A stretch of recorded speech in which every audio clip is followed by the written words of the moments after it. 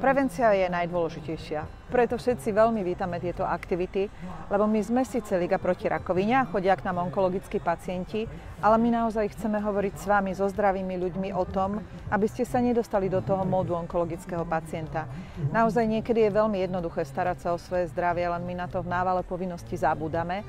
Takže sme radi, že dnes sme tu a môžeme s vami o tom hovoriť. Môžeme vám ukazovať, ako sa samovyšetrovať, čo je primárna prevencia. Môžeme vám hovoriť o screeningoch. Proste je veľmi veľa možností, aby sme sa stretávali ako zdraví ľudia, rozširovali informácie o prevencii, nabádali svojich blízkych, aby sa starali o svoje zdravie, aby sme sa nestretávali ako onkologickí pacienti.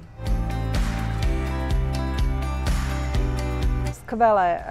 My sme zareagovali okamžite veľmi pozitívne, pretože jednak si myslíme, že všeobecní lekári majú veľmi dôležitú úlohu pri výchove ďalšej, budúcej, novej, mladej generácie, ale i staršej.